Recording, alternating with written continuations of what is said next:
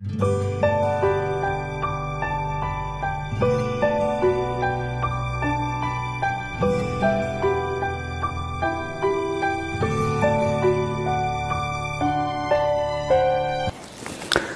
वालेकुम अज़ीज़ तलबा व तालिबात। आज की इस लेक्चर में हमारा जो पहला टॉपिक है वो है मेजरमेंट ऑफ प्रेशर, मतलब दबाव की पैमाइश। आप याद रखिए, दबाव की पैमाइश करने के लिए जिस आले का, जिस इंस्ट्रूमेंट का इस्तेमाल किया जाता है उसे आमतौर पर प्रेशर मीटर या प्रेशर गेज कहते हैं। कभी कभार इसे वैक्यूम गेज भी कहा जाता है। हमारे सिलेबस में दो इंस्ट्रूमेंट्स हैं जिनको हम पढ़ने वाले हैं, जिनके ज़रिए हम दबाव की पैमाइश करेंगे। तो चलिए पहला जो इंस्ट्रूमेंट है उस पर नज़र डालते हैं। पहला इंस्ट्रूमेंट है मर्क्यूरी बैरोमीटर। आप देखिए, मर्क्यूरी बैरोमीटर एक ऐसा इंस्ट्रूमेंट होता है जिसको हम माहौलियाती दबाव की पैमाइश करने के लिए इस्तेमाल करते हैं। मतलब ऐसा आला जो माहौलियाती दबाव की पैमाइश कर सकता है उसे मर्क्यूरी बैरोमीटर कहते हैं।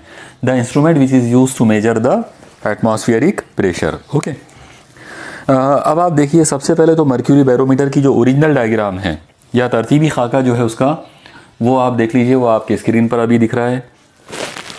ओके, अब हम इसकी पूरी जो बनावट है उसको समझ लेते हैं। देखिए, इसमें सबसे पहले मर्क्यूरी बैरोमीटर जो है वो एक इस तरह का एक बीकर या रिजर्वायर पर मुश्तमिल होता है। यानी कांच का एक हम ऐसा बीकर ले लेंगे या एक ऐसा बर्तन ले लेंगे और उसमें हम मर्क्यूरी जो है वो रख देंगे। तो मान लो कि ये इस लेवल तक हमने यहाँ पे मर्क्यूरी को इसमें रख दिया है। ठीक है, अब आप देखिए, इस मर्क्यूरी के अलावा अब हम कांच की एक नली लेंगे, कांच की एक ट्यूब लेंगे और कांच की उस ट्यूब के अंदर हम पहले से मर्क्यूरी भर देंगे और मर्क्यूरी लेने के बाद हम उस कांच की नली को इसमें उल्टा ला के रख देंगे। तो जाहिर सी बात है, अब आप इमेजिन करो, अगर आपने यहाँ पर ये इस तरीके से एक कांच की एक नली लिए, ओके, ये उसका खुला हुआ सिरा है और इसके अंदर पहले से मर्क्यूरी भरा हुआ था, उसको आपने ऐसा मर्क्यूरी भर के रखे और उल्टा करके रख दिए। जैसे आप इसको उल्टा करके रखेंगे तो इसमें का जो मर्क्यूरी है वो थोड़ा सा नीचे चले जाएगा, मतलब वो आकर ये वाले मर्क्यूरी में मिल जाएगा। लेकिन जाहिर सी बात है, पूरा का पूरा तो आ नहीं पाएगा। क्यों नहीं आएगा? तो उसका रीज़न ये है कि ये वाली जो सतह है ये बिल्कुल रुकी हुई सतह नहीं है, बल्कि ये तो इसके ऊपर एक दबाव अमल कर रहा है जो कि माहौलियाती दबाव है। ओके, इस वजह से पूरा का पूरा मर्क्यूरी इसके अंदर नहीं आएगा, बल्कि वो कुछ एक लेवल तक रुकेगा। तो मैं यहाँ पर इमेजिन करता हूँ कि मान लो मर्क्यूरी ये लेवल पर है। आप याद रखिए, मर्क्यूरी जो है वो कभी ऐसी सीधी सतह नहीं बनाएगा, बल्कि वो ऐसा कर्व बनाता है। तो हम उसको थोड़ा सा ऐसा कर्व जैसा बना देते हैं। ओके, तो इस तरह से मर्क्यूरी की सतह इसमें होगी।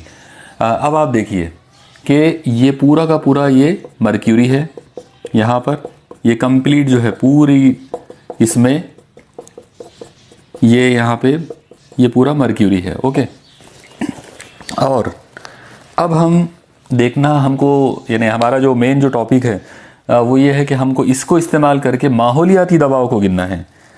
तो हम क्या करेंगे? सबसे पहले तो हम एक चीज़ पे गौर करेंगे कि यहाँ पर आप देखो, पहले मर्क्यूरी यहाँ तक पूरा फिल था और जैसे आपने इसको उल्टा किया तो वो नीचे घसर गया।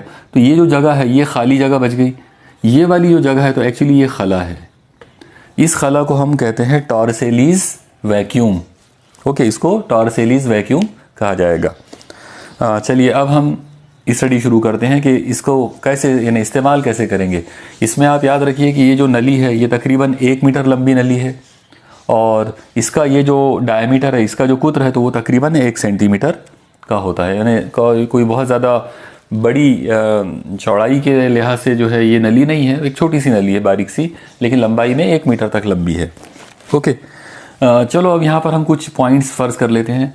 मान लो कि ये वाला पॉइंट ए है, यहाँ पर इस जगह पर एक पॉइंट मैं ले लेता हूँ बी और एक पॉइंट ले लेते हैं यहाँ पर सी। ओके, जाहिर है ये पॉइंट मैं यहाँ भी बता सकता हूँ, इस जगह पर भी उसको लिया जा सकता है। ठीक है, और जैसा कि आप देख रहे हो कि यहाँ पर ये मर्क्यूरी कॉलम की बुलंदी है, तो हम एक काम करते हैं कि ये जो बुलंदी है इतनी, मतलब पॉइंट ए और पॉइंट सी के दरमियान का जो फासला है, ये वाला फासला तो हम ये फासला जो है यहाँ पे h ले सकते हैं। ठीक है, चलो अब इसकी आगे डिटेल्स हम शुरू करते हैं। सबसे पहले तो आप देखिए कि पॉइंट बी और पॉइंट सी एक ही लेवल में है, और अगर ये दोनों एक लेवल में है तो हम ये कह सकते हैं कि P C is equal to P B.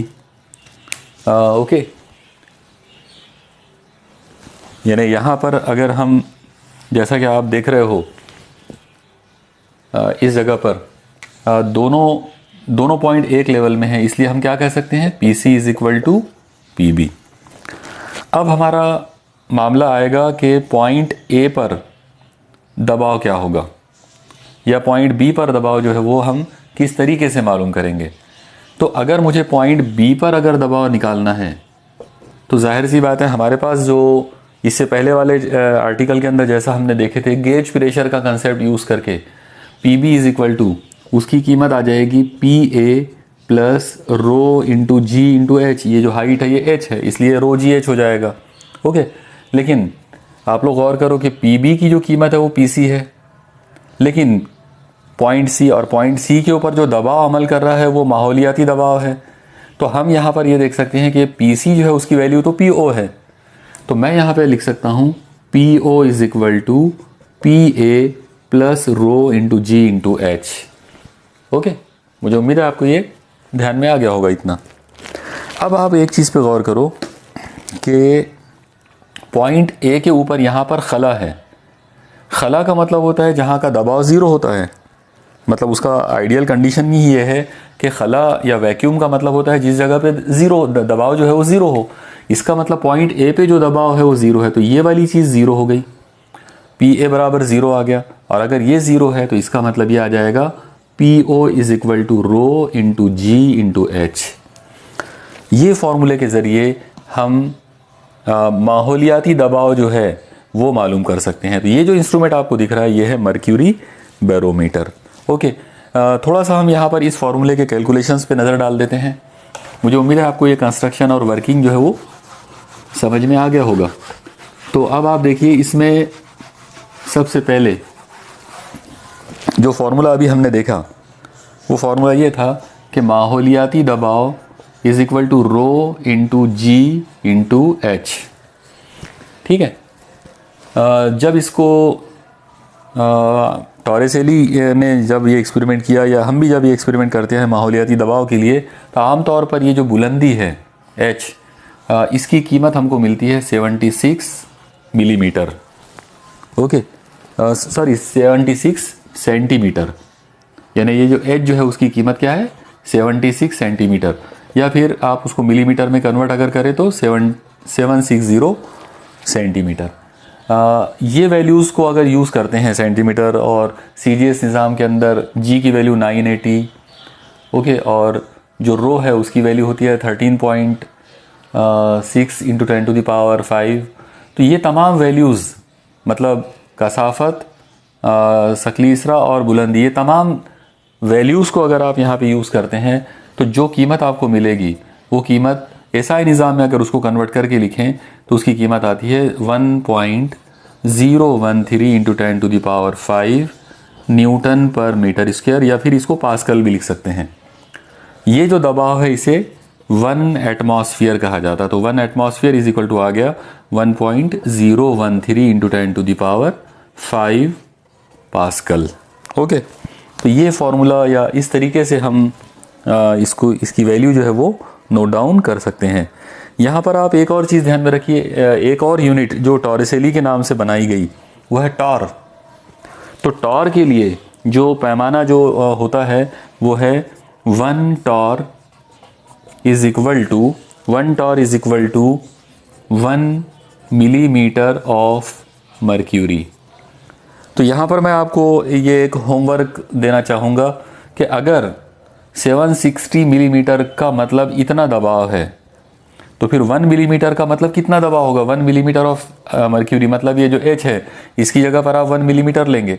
अगर आपने 1 मिलीमीटर को कन्वर्ट किया मीटर में तो 10⁻³ मीटर लेना पड़ेगा, और फिर इस पर से आप 1 टॉर की कीमत जो है वो मालूम कर सकते हो। आप याद रखिए, माहौलियाती दबाव की जो इकाइयां हैं, वैसे एसआई यूनिट तो पास्कल है यानी न्यूटन पर मीटर स्क्वायर, लेकिन इसके अलावा भी जो यूनिट्स इस्तेमाल करते हैं वो एटमॉस्फेयर भी है और टॉर भी है। इसके अलावा एक और यूनिट हमने इससे पहले भी देखे थे, वो यूनिट है बार।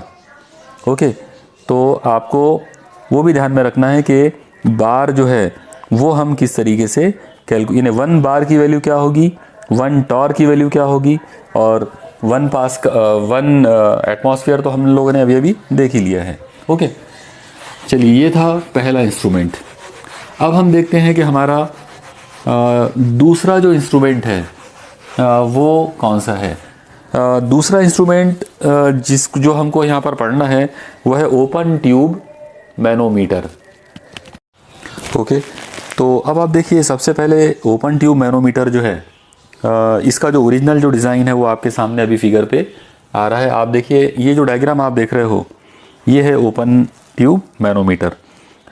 अब हम इसकी स्टडी शुरू करते हैं। जैसा कि आपने देखा कि मैनोमीटर जो है, ओपन ट्यूब मैनोमीटर, एक्चुअली वो इस तरह की एक ट्यूब है जिसका शेप जो है वो यू नुमा है, मतलब यू शेप में उसको बनाया गया है। तो यहाँ पर हम उसको एकदम रफ तरीके से अगर उसको बनाएं तो वो कुछ इस तरह से वो बनेगा।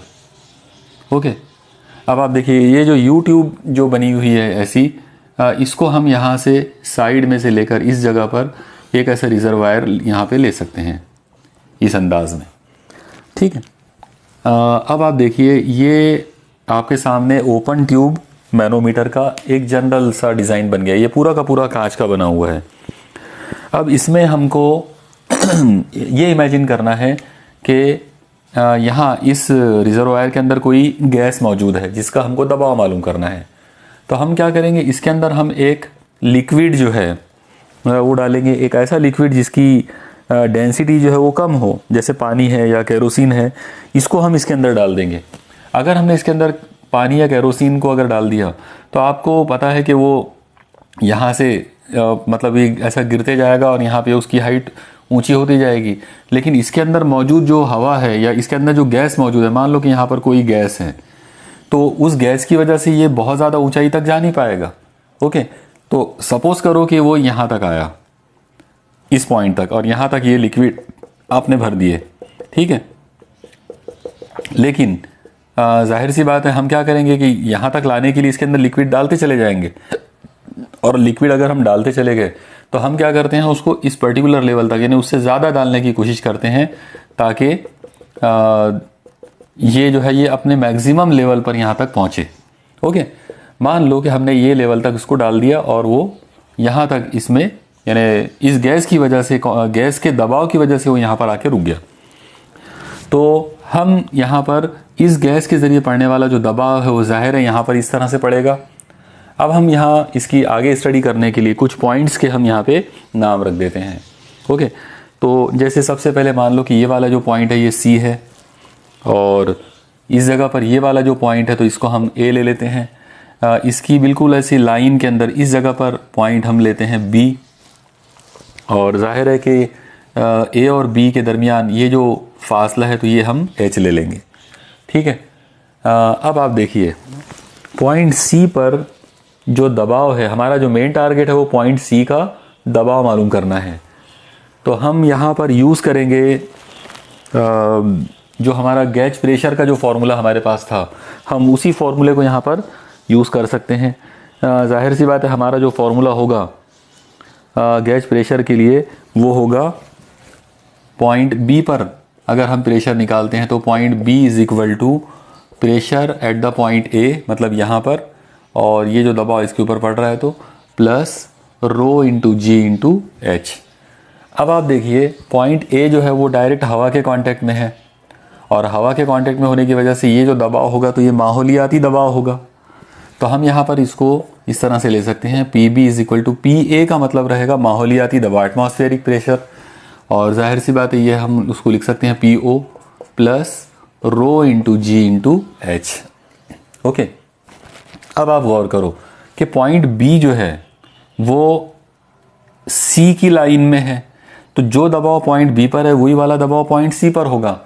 तो इसका मतलब हम पॉइंट पी बी जो है यानी प्रेशर एट बी, उसकी जगह पर हम लिख सकते हैं प्रेशर एट सी। तो P C is equal to आ जाएगा P O plus rho into g into h. Okay, तो यहाँ पर हमने पॉइंट सी का दबाव मालूम कर लिया। पॉइंट सी का दबाव आ गया P O plus rho g h. अब आप याद रखिए कि पॉइंट सी जो है वो ये गैस का दबाव है, पॉइंट सी का जो दबाव है एक्चुअली वो गैस का दबाव है। ओके, जो हमारा मेन टारगेट है। तो इस तरीके से हम किसी भी गैस का जो दबाव है P वो मालूम कर सकते हैं। उसका फॉर्मूला हमारे पास आएगा P O plus rho into g into h. आप देखिए इसके अंदर P का मतलब है प्रेशर ऑफ दिस गैस, इस गैस का दबाव। PO का मतलब है माहौलियाती दबाव। रो का मतलब है कसाफत, जो लिक्विड आपने यहाँ पे यूज़ करे। अगर आप पानी यूज़ कर रहे हो तो वहाँ पे पानी की कसाफत आपको लेना पड़ेगा। G जो है वो है सकलीसरा, और H का मतलब रहेगा ये वाली बुलंदी, जो मैनोमीटर का जो डिफरेंस जो आया लेवल का, दो इन मैनोमीटर के जो दोनों लेवल का जो डिफरेंस है वो H है। तो इस H को बुनियाद बनाकर, यानी H की कीमत को हम मेजरमेंट करके यहाँ पर हम दबाव जो है वो मालूम कर सकते हैं। तो इस तरीके से किसी भी गैस का जो दबाव है वो ओपन ट्यूब मैनोमीटर के ज़रिए मालूम किया जा सकता है। अगर आपने ये पी ओ को इधर शिफ्ट कर दिया तो इधर माइनस हो जाएगा, तो इस तरीके से ये फॉर्मूला भी बन सकता है P O is equal P minus P O equal to rho g h. इस सूरत में ये जो चीज़ है इसको हम बोलेंगे प्रेशर गेज। ओके, मतलब ये प्रेशर गेज की कीमत हो जाएगी। तो प्रेशर गेज भी इसके ज़रिए हम मालूम कर सकते हैं। तो मुझे उम्मीद है कि आपको आज के ये दोनों इंस्ट्रूमेंट जो है वो समझ में आ गए होंगे। इसी के साथ आज का ये जो टॉपिक है ये हम यहाँ पर ही एंड कर देते हैं, क्योंकि इसके बाद हमारा जो हाइड्रोस्टैटिक्स का जो हम लोगों ने शुरू में देखे थे कि हाइड्रोस्टैटिक्स के तहत हम दबाव की स्टडी कर सकते हैं, प्रेशर की। उसके अलावा हम एक और फिनोमेनन का हमने नाम लिया था, वो था सतही तनाव, सरफेस टेंशन। तो अब हम सतही तनाव जो है उसके ताल्लुक से हम अगले लेक्चर से उसकी शुरुआत करेंगे। आज हमारा प्रेशर वाला जो कंसेप्ट है वो पूरी तरह से एंड हो गया है। ओके, मुझे उम्मीद है आपको ये सब समझ में आया होगा और आपने ये सब नोट डाउन भी कर लिया होगा। ओके, अल्लाह हाफिज़।